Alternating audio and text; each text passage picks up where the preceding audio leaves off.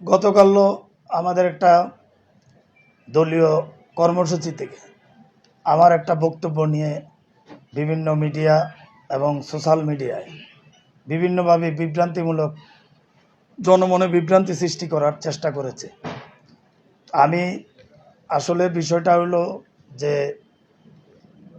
আমরা যে একটা বৈষম্য বিরোধী আন্দোলন করলাম, এটা কারো একক কৃতিত্ব না, কিন্তু একটা বিশেষ গোষ্ঠী তারা চাচ্ছিল যে তারা এককভাবে সেটা কৃতিত্ব নিতে। তো এখানে বিএনপি সহ সমমনা গণতান্ত্রিক দলগুলা এই বৈষম্য বিরোধী আন্দোলন ছিল। এই বৈষম্য বিরোধী আন্দোলন করা হয়েছে অন্তর্বর্তীকালীন সরকারের সময়ে।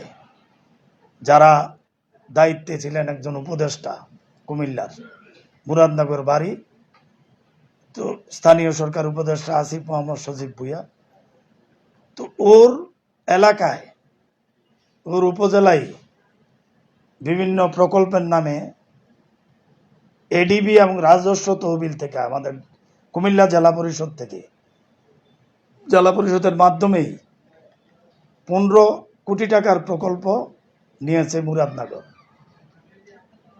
আরেকটি উপজেলা পাশাপাশি যিনি সমন্বয়ক ছিলেন,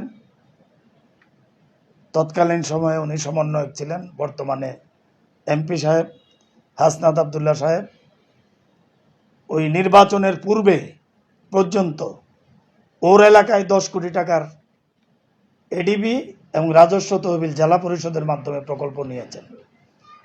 আমি যেহেতু জেলা পরিষদে আসছি 2 মাস হলো, আমি এসে দেখলাম এই দুইটা উপজেলা একটা অস্বাভাবিক বরাদ্দ হয়েছে।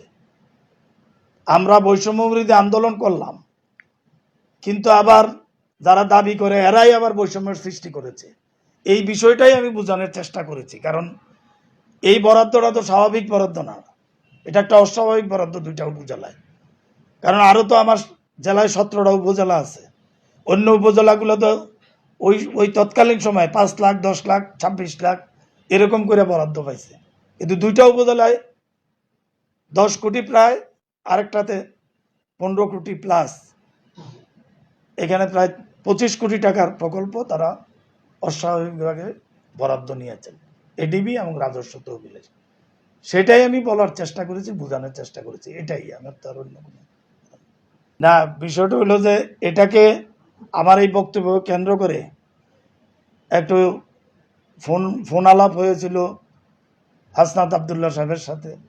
উনি এই জিনিসটাকে জনমনে বিভ্রান্তি করার জন্য আমার কথাগুলা কাট করে ছোট্ট একটা অংশ দিয়ে জনমনে বিভ্রান্তি ছড়ানোর চেষ্টা করেছে।